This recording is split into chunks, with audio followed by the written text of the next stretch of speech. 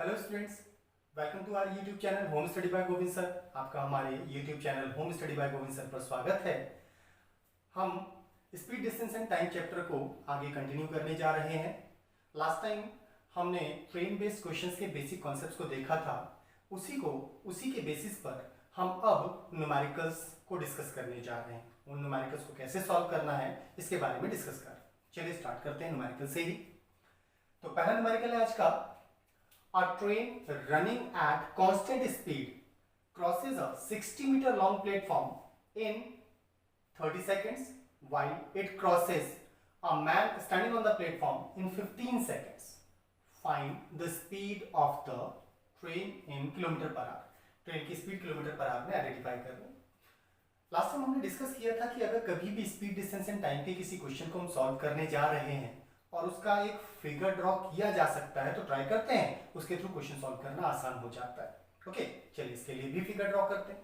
हमारे स्टेटमेंट के अकॉर्डिंग हमसे कहा गया है एक ट्रेन है,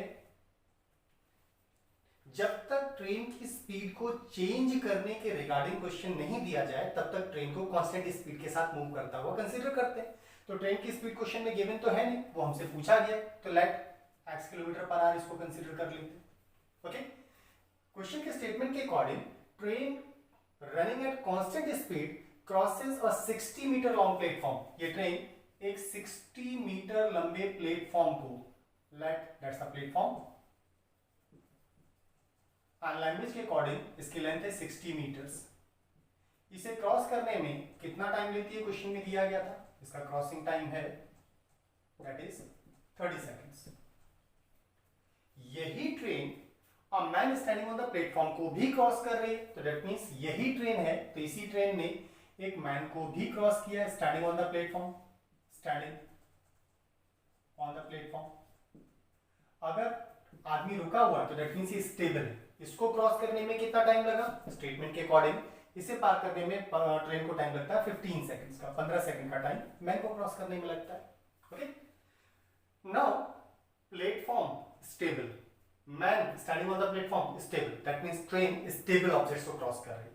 और जब ट्रेन स्टेबल ऑब्जेक्ट्स को क्रॉस कर रही है, मोर देन वन ऑब्जेक्ट्स हो, तो ऐसे केस में हम क्वेश्चन को डायरेक्टली ट्राई कर सकते हैं। कैसे? चलिए प्लेटफॉर्म के पॉइंट ऑफ व्यू से अगर हम बात करें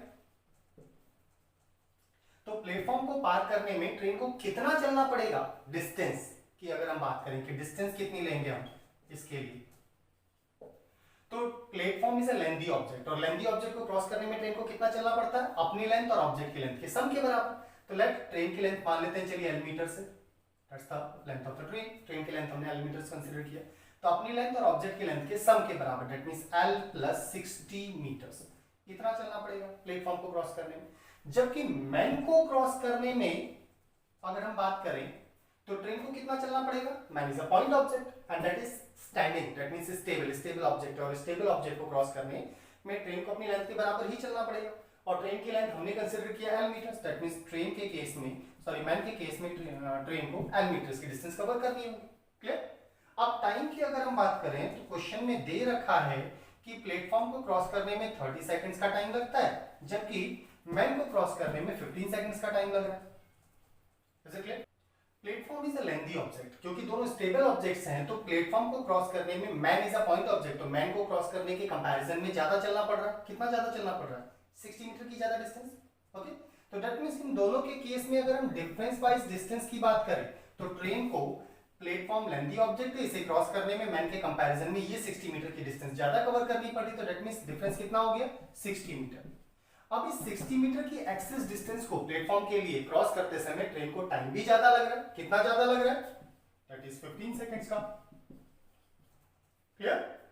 हमने क्या किया, जब दोनों ऑब्जेक्ट स्टेबल थे तो स्टेबल ऑब्जेक्ट्स में से एक ऑब्जेक्ट की लेंथ ज्यादा और दूसरे ऑब्जेक्ट की लेंथ कम है, और इनके डिफरेंस के बराबर ही डिस्टेंस लेंथी ऑब्जेक्ट को कवर करते समय ज्यादा चलनी पड़ेगी ट्रेन को, हमने ही कहा। ओके, तो प्लेटफॉर्म लेंथी ऑब्जेक्ट है, इसे क्रॉस करने में मैन के कंपैरिजन में 60 मीटर ज्यादा चलना पड़ रहा है, और इस एक्सेस डिस्टेंस को कवर करने के लिए ट्रेन को टाइम भी ज्यादा लग रहा है। कितना ज्यादा, तो दोनों टाइम के डिफरेंस के बराबर। दैट मींस ट्रेन इस 60 मीटर की डिस्टेंस को 15 सेकंड्स में कवर कर रही है।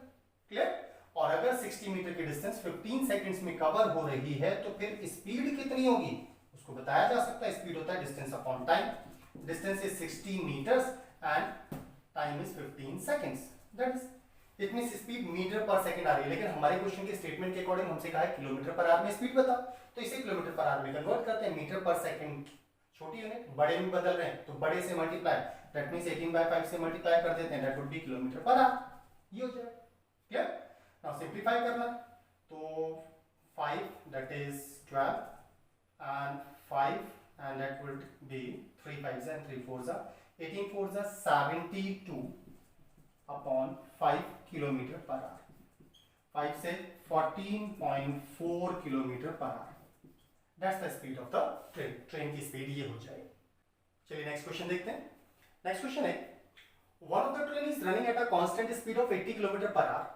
A person sitting on the train observes that he crosses another train which is running in opposite direction in 18 seconds. Find the speed of the second train if the length of second train is 1000 meters. That's the question. ये हमारा question है। Question के statement के according हमसे कहा गया है एक train that is like this one, it is running at the speed of 80 kilometre per our, constant speed से मूव कर रही है। इस ट्रेन में कहीं पर एक पर्सन बैठा है, कहाँ हमें नहीं बताया गया, उसकी लोकेशन नहीं दी गई, तो किसी भी लोकेशन पर हो सकता है। लेट चलिए ये वो मैन है that is sitting on the train, that's the man.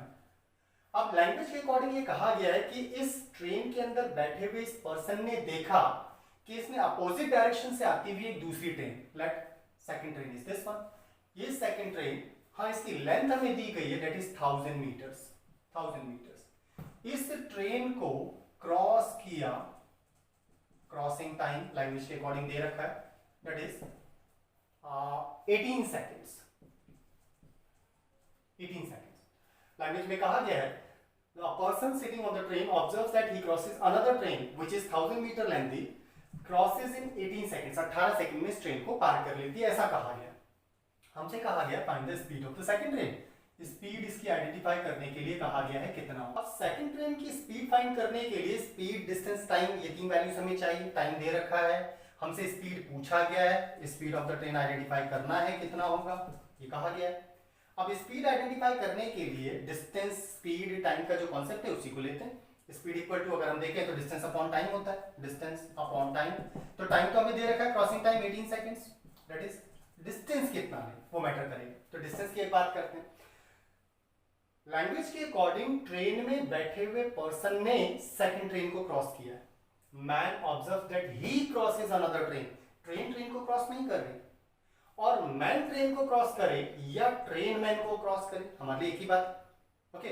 और अगर ट्रेन मैन को क्रॉस करती है तो that means man is a point object, और पॉइंट ऑब्जेक्ट को क्रॉस करने में ट्रेन को कितना चलना पड़ता है, अपनी लेंथ के बराबर, दैट मींस डिस्टेंस हो जाएगा 1000 मीटर्स। ये एक स्पेसिफिक कॉन्सेप्ट है, अच्छे से समझिएगा।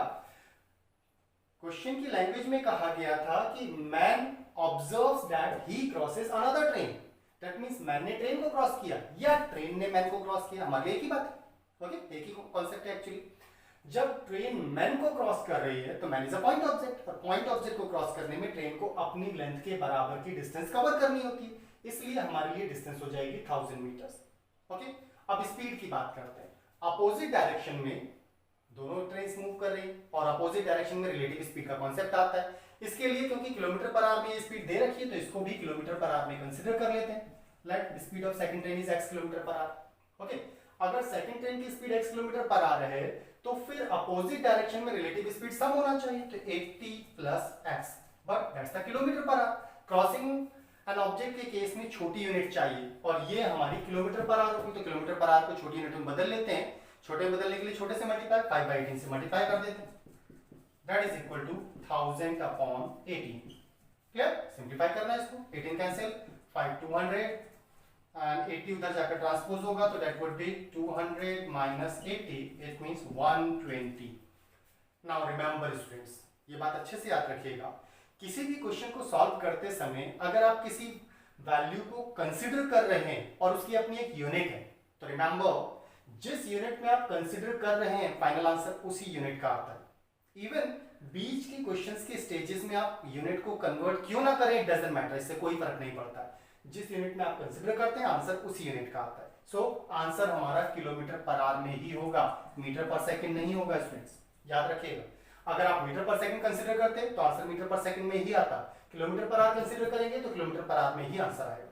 So the speed of second train is 120 kilometre per our.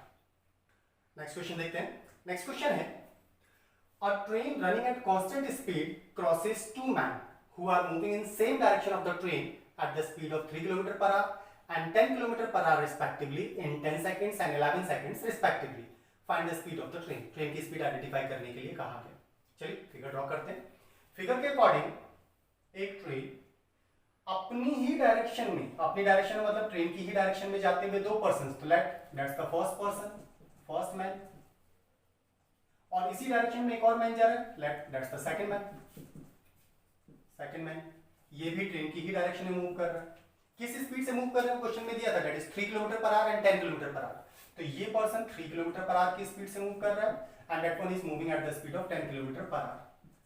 अपनी ही डायरेक्शन में जाते हुए दो पर्संस को क्रॉस करती है और क्रॉसिंग टाइम क्वेश्चन में दिया हुआ है। फर्स्ट मैन को क्रॉस करने में ट्रेन को 10 सेकंड्स का टाइम लगता है, जबकि सेकंड मैन को क्रॉस करने में ट्रेन को 11 सेकंड्स का टाइम लगता है। That is okay, first man के लिए 10 सेकंड्स और सेकंड मैन के लिए 11 सेकंड्स का टाइम लग रहा है।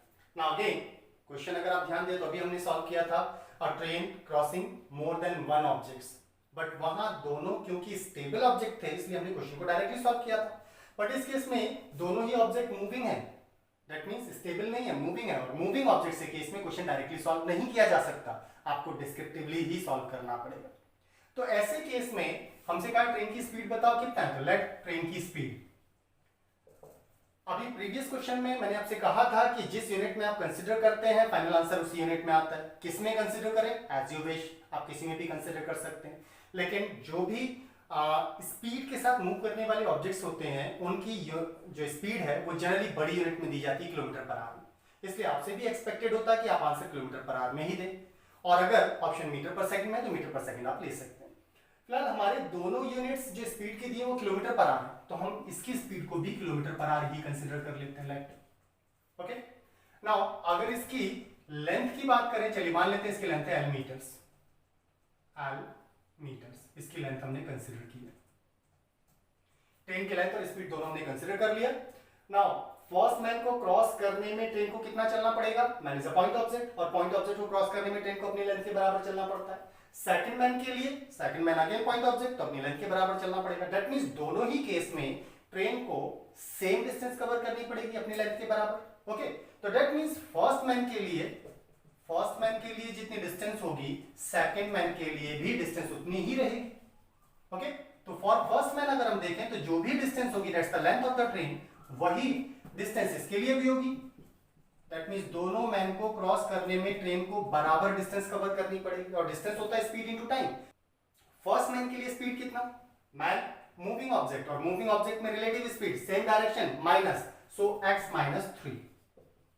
लेकिन स्पीड किलोमीटर पर आवर और क्रॉसिंग एन ऑब्जेक्ट में छोटी यूनिट्स लेकर क्वेश्चन को सॉल्व करना होता है, इसलिए बड़ी यूनिट को छोटे में बदलने के लिए 5/3 से मल्टीप्लाई कर देते हैं। एंड फर्स्ट मैन को क्रॉस करने में 10 सेकंड्स का टाइम लगता है, तो फर्स्ट मैन के लिए डिस्टेंस ये हो जाएगा, distance equal to speed into time.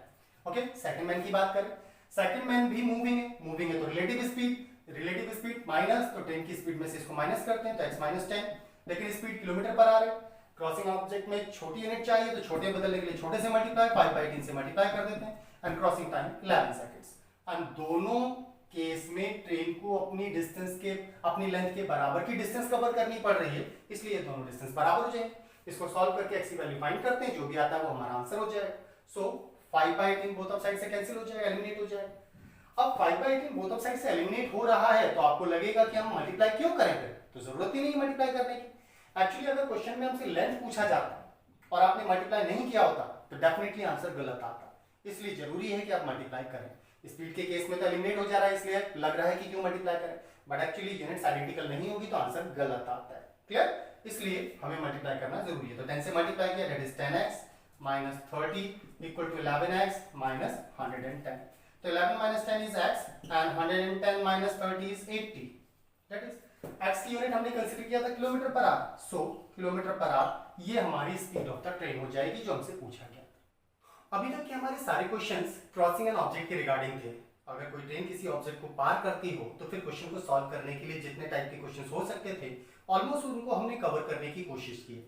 Okay, चलिए अब ट्रेन बेस सेकंड फॉर्मेट की तरफ मूव करते हैं और सेकंड फॉर्मेट है cross covering a long distance. Covering a long distance के रिगार्डिंग जो क्वेश्चंस एग्जाम में दिए जाते हैं, एक्चुअली ऐसे क्वेश्चंस की लैंग्वेज बहुत लेंथी होती है।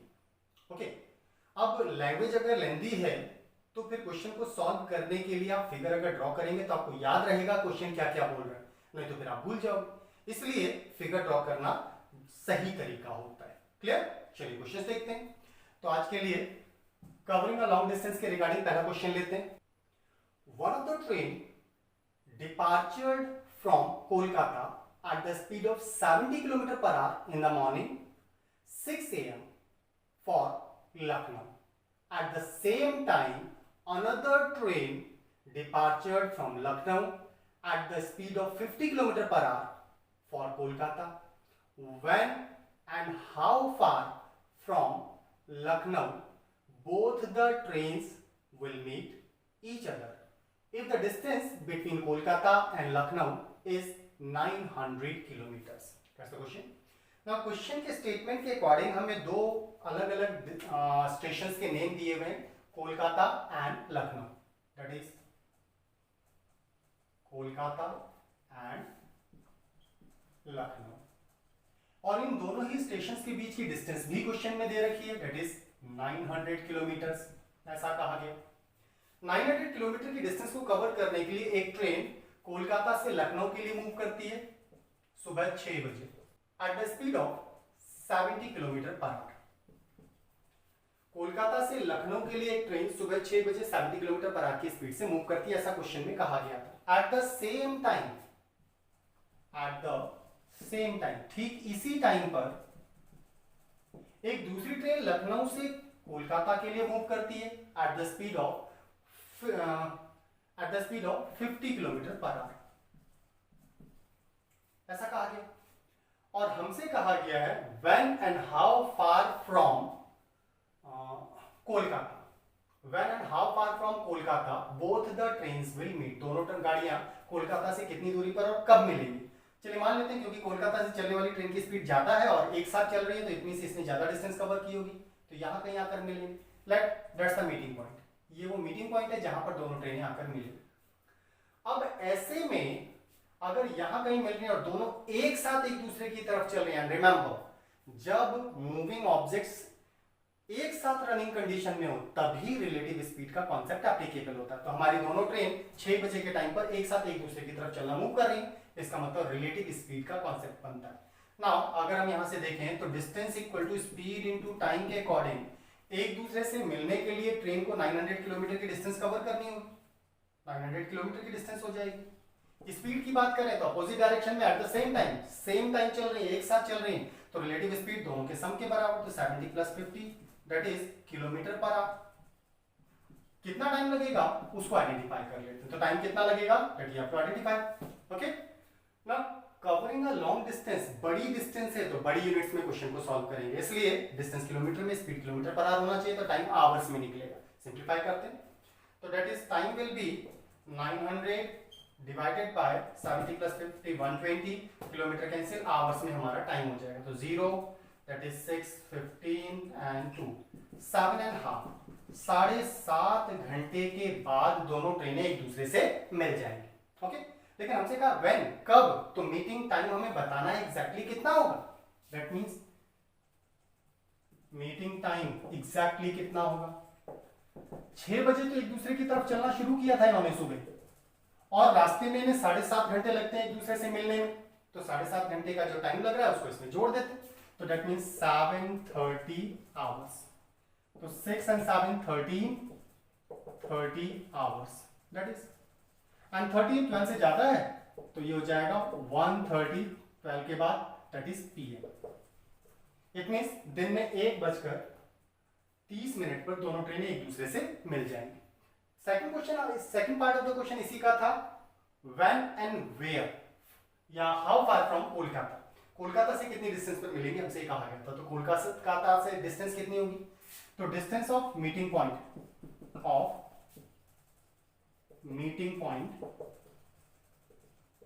फ्रॉम कोलकाता, कोलकाता से मीटिंग पॉइंट की डिस्टेंस कितनी है ये आइडेंटिफाई करना है। तो इधर से ट्रेन यहां पहुंचेगी तो यहां मिल रहा है, इसका मतलब ये वाली ट्रेन ने जितना भी डिस्टेंस कवर किया है वही मीटिंग पॉइंट की डिस्टेंस हो जाएगी कोलकाता से। और इधर से चलने वाली ट्रेन 70 की स्पीड से मूव कर रही, 70 की स्पीड से मूव करी, distance equal to speed into time होता है। और टाइम कितना लग रहा है, 7.5 घंटे तक ये भी चलेगी, 7.5 घंटे ये भी चलेगी। तो इसका मतलब इसने 7.5 घंटे में जो डिस्टेंस कवर की है वही कोलकाता से मीटिंग पॉइंट की डिस्टेंस हो जाएगी। तो 70 की स्पीड से 7.5 घंटे, that is it means 70 into 15/2, 235, 15 75 and 15 3 45, 52 इतने किलोमीटर, 525 किलोमीटर के डिस्टेंस पर from Kolkata both the trains will meet at 1:30 PM. Next question देखते हैं। नेक्स्ट क्वेश्चन है, one of the train departed from Prayag at the speed of 12 km per hour. After 2 hours, another train departed from Kanpur at the speed of 8 km per hour towards the Prayag. If both the trains meet somewhere between Prayag and Kanpur after 9 hours after the second train departure, find the distance between Prayag and Kanpur. तो प्रयाग और कानपुर के बीच की distance हमसे पूछी गई है। हमारे इस क्वेश्चन में हमसे कहा गया है दो प्लेसेस हैं, Prayag and Kanpur, that is एक place Prayag and second place Kanpur. प्रयाग से एक ट्रेन मूव करती है, डिपार्चर होती है at the speed of that is 12 kilometre per hour. प्रयाग से एक ट्रेन 12 किलोमीटर पर आवर की स्पीड से मूव करती है। कहां मूव करी ऐसा कुछ कहा नहीं गया अभी, कितने बजे स्टार्ट होती है ये भी हमें नहीं बताया गया। अब इसके डिपार्चर के 2 घंटे के बाद, आफ्टर 2 आवर्स 2 घंटे के बाद एक ट्रेन कानपुर से प्रयाग की तरफ मूव करती है at the speed of 8 kilometre per our, that is okay. और इसके मूव करने के बाद ट्रेन को एक दूसरे से मिलने में क्वेश्चन की लैंग्वेज के अकॉर्डिंग 9 आवर्स का टाइम लगता है। हमसे कहा है दोनों प्लेसेस के बीच की डिस्टेंस बताओ कितना। एक्चुअली अगर इस क्वेश्चन में देखें तो ये ट्रेन स्टार्ट हुई और इसके 2 घंटे के बाद ये चलना शुरू करती है। इसका मतलब स्टार्टिंग के 2 घंटे में तो ये अकेले चली, तो that means in first 2 hours शुरू के 2 घंटे में जब ये अकेले चली है तो इसने अकेले ही कुछ डिस्टेंस कवर की होगी। कितनी डिस्टेंस कवर की, स्पीड इनटू टाइम। ये 12 किलोमीटर पर आवर की स्पीड से 2 घंटे तक चली है, दैट मींस 24 किलोमीटर की डिस्टेंस उसके स्टार्ट होने से पहले इसने कवर कर ली हो। तो दैट मींस ये 24 किलोमीटर की डिस्टेंस कवर करके यहां कहीं पहुंची होगी और रनिंग कंडीशन में, ओके।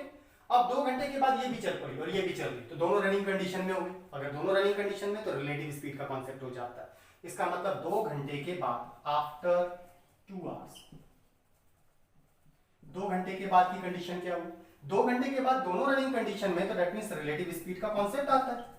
तो रिलेटिव स्पीड अपोजिट डायरेक्शन में sum, that means 12 plus 8 it is 20 kilometre per hour, ये स्पीड हो जाए। इस स्पीड से लैंग्वेज में कहा गया if both the trains meet after 9 hours after the second train departure, तो दूसरी ट्रेन के डिपार्चर के टाइम पर ये ट्रेन यहां थी और ये यहां थी और इन्होंने रिमेनिंग डिस्टेंस जो भी बची इसको लैंग्वेज के अकॉर्डिंग 9 आवर्स में कवर कर ली। इट मींस इन्हें टाइम लगा रिमेनिंग डिस्टेंस को कवर करने में 9 आवर्स, 9 घंटे का टाइम लगा। 9 आवर्स में 20 की स्पीड से, क्योंकि रिलेटिव स्पीड ये होगी, तो डिस्टेंस कितनी कवर हुई होगी, distance equal to speed into time, that is 20 into 9, it means 180 kilometre की डिस्टेंस ये कवर होगी, ओके। 180 2 घंटे के बाद की रिमेनिंग डिस्टेंस और इससे पहले 24 की डिस्टेंस, तो टोटल डिस्टेंस कितनी होगी, that you have to identify. So total distance starting की 24 किलोमीटर की डिस्टेंस एंड लास्ट की 180 किलोमीटर की डिस्टेंस, तो दैट इज 204 किलोमीटर की डिस्टेंस हो जाएगी। इट मींस प्रयाग और कानपुर के बीच की डिस्टेंस 204 किलोमीटर हो जाएगी। लॉन्ग डिस्टेंसेस को कवर करने के रिगार्डिंग ट्रेन बेस्ड क्वेश्चंस के जो कॉन्सेप्ट हमने देखा, अगर इसको आप क्रॉसिंग एंड ऑब्जेक्ट से कंपेयर करेंगे तो कंपैरेटिवली ये क्वेश्चन सॉल्व करना आसान होता है, ओके। और इसके बहुत ज्यादा फॉर्मेट भी नहीं है। प्रीवियस एग्जाम्स में कुछ स्पेसिफिक टाइप के क्वेश्चंस और हुआ करते थे जिनको अब एसएससी ने अपने सिलेबस से रिमूव कर दिया, इसलिए उन्हें प्रैक्टिस करने की जरूरत हमें नहीं रह जाती है। जैसे एक क्वेश्चन हमसे पूछा जाता था कि ट्रेन में बैठे हुए एक पर्सन ने ग्राउंड में कहीं बुलेट फायर के साउंड को सुना। आफ्टर सम टाइम, कुछ देर के बाद एक और बुलेट फायर हुआ वहीं से। अब बुलेट की साउंड में स्पीड, साउंड की स्पीड और ट्रेन की स्पीड के रिलेटिव स्पीड के कॉन्सेप्ट में क्वेश्चन बनता था। ओके, तो ये क्वेश्चन का फॉर्मेट हो गया। दूसरा क्वेश्चन था accident of the train after some journey. कुछ दूर चलने के बाद ट्रेन का एक्सीडेंट हो जाता है, वहां स्टे करने के बाद, कुछ देर स्टे करने के बाद ट्रेन अपनी स्पीड से मूव ना करके कुछ कम स्पीड के साथ अपने डेस्टिनेशन तक पहुंच जाती है। इसके बेसिस पर क्वेश्चन पूछा जाता था और ये दोनों क्वेश्चन केवल एसएससी में ही आते थे और कहीं नहीं आते थे। एसएससी ने इन दोनों ही क्वेश्चंस को अपने सिलेबस से रिमूव कर दिया है, इसलिए अब ऐसे क्वेश्चंस की प्रैक्टिस करने की जरूरत नहीं रह जाती। आपको बुक्स में तो मिलेंगे लेकिन ऐसे क्वेश्चंस अब एग्जाम में नहीं पूछे जाएंगे, इसलिए इनकी प्रैक्टिस करने की जरूरत नहीं। ओके, तो आज हमारा ट्रेन बेस्ड क्वेश्चंस का कॉन्सेप्ट यहाँ कंप्लीट हो जाता है। स्पीड, डिस्टेंस एंड टाइम के आगे के कॉन्सेप्ट्स को हम नेक्स्ट वीडियो लेक्चर में देखेंगे। अगर आपको हमारा वीडियो लेक्चर पसंद आता हो तो प्लीज हमारे चैनल को सब्सक्राइब, लाइक एंड शेयर जरूर कीजिएगा। आज के लिए इतना ही रखते हैं। Thank you for today. Thank you.